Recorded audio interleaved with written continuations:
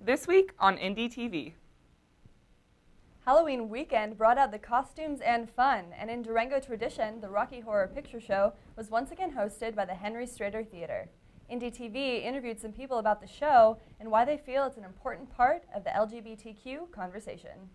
And continuing with theater, the FLC Theater Department's recreation of William Shakespeare's The Tempest opened on November 4th and will run until the 12th. We talked to the people about why you should check it out. And we also spoke to Stacy John, an FLC student who recently returned to Standing Rock in North Dakota to protest the Dakota Access Pipeline. I'm Meryl Ramsey. And I'm Gabrielle Silva. And this is indyTV.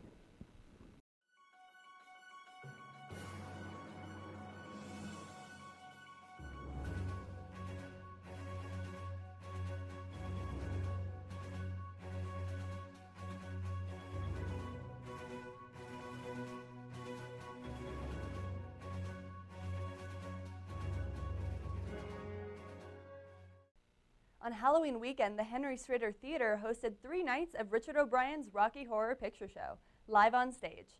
I interviewed Leah Meacham, the narrator of this year's Rocky Horror, and Bryn DeVore, this year's Janet, about the ways in which Rocky Horror helps open the discussion about gender and transgender. Here's what they had to say. Because it opens up the door to being more open about sexuality.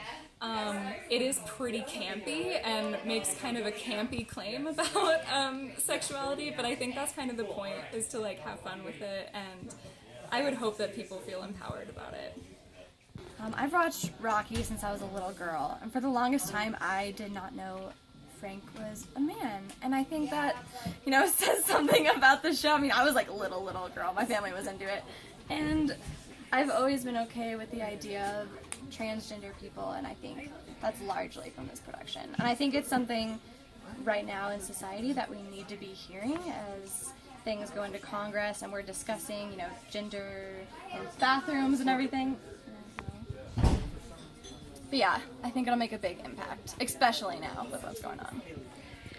So iconic for being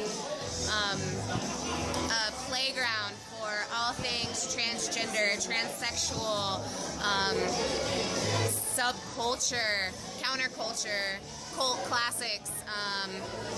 It's just a really open environment, and it's a way for people to express all the things that they might not be able to express on their day-to-day work grind or lives, and it's just a really open environment for people to be able to express who they are and play around with maybe things that they're curious about or things that might be culturally taboo.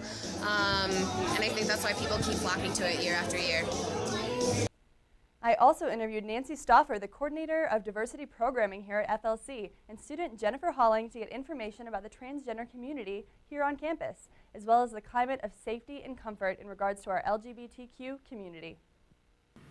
For those who are trans who come to Fort Lewis College, it's actually, there's been a lot of thought put into it, and a lot of dialogue with and suggestions from former trans students who've really been very helpful.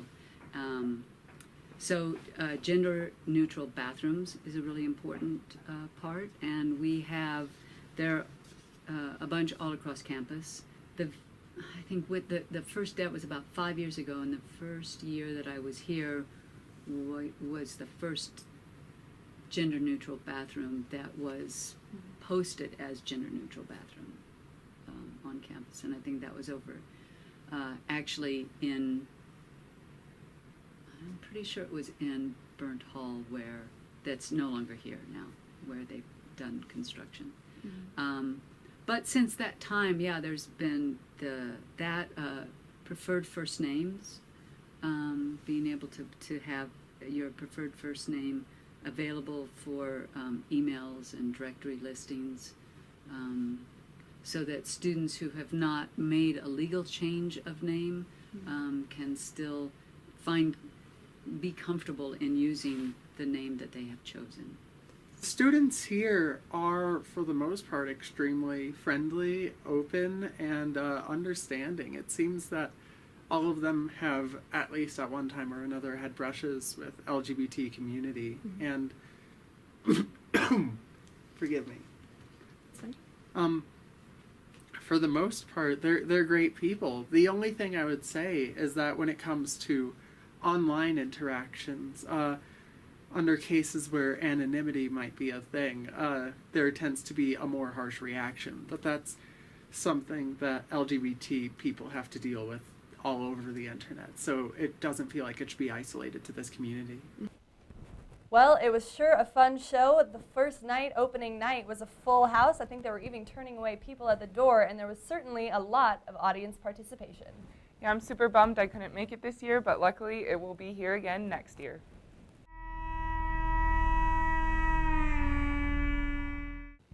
Dr. Ginny Davis of the FLC Theater Department is directing FLC's own rendition of Shakespeare's The Tempest. The show opened November 4th and will run until Saturday, November 12th. The Tempest follows the story of Alonso, the King of Naples, and his crew on board a ship that encounters a storm at sea. The ship's passengers, rather than dying at sea, are magically saved by Prospero, the former Duke of Milan, who watches from a nearby island. In Fort Lewis's rendition, we see a few gender changes in lead roles. As with all of Shakespeare's pieces, this one is dark, with conflict, and of course drama, but ultimately holds the romance element. I interviewed a few members of the cast.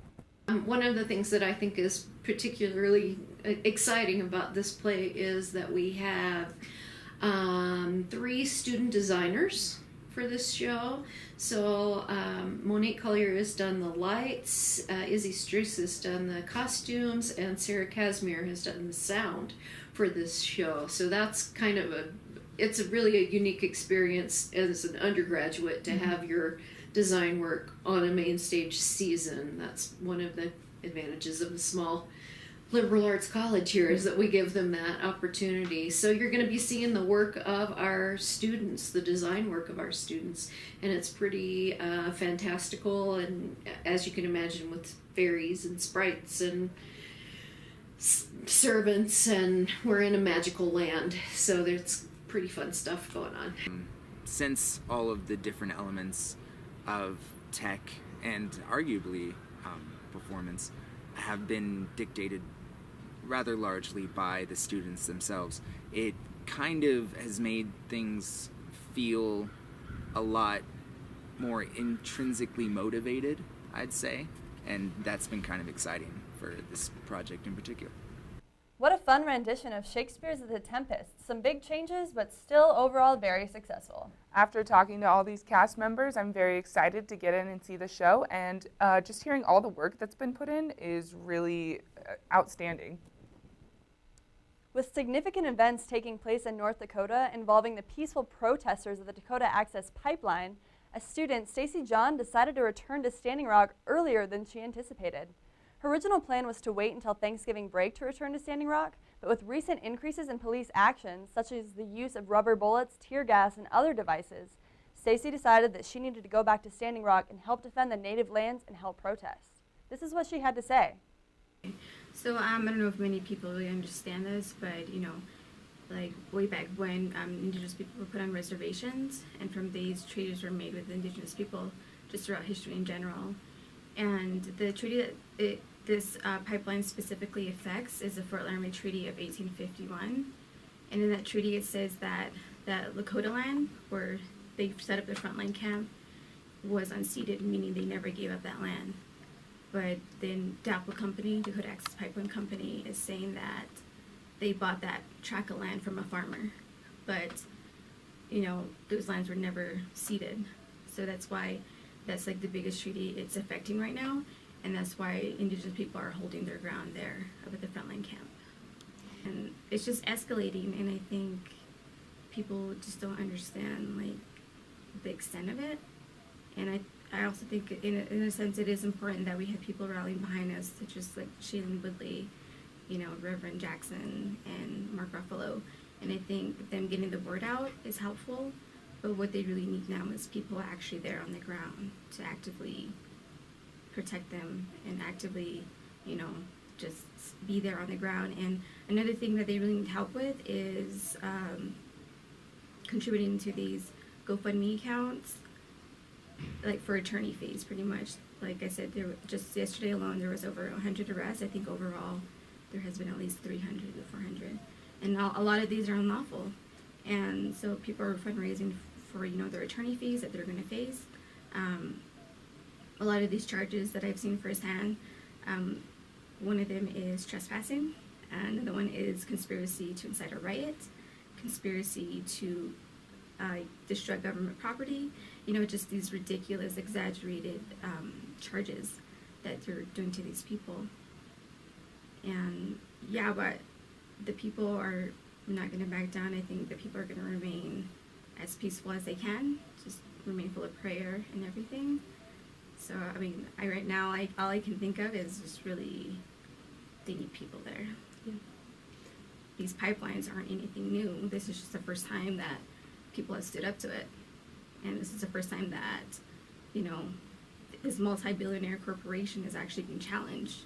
So I think it's really important to take into account. And this is why you need support, because it affects everyone. It just doesn't affect the indigenous community. It affects everyone of all colors.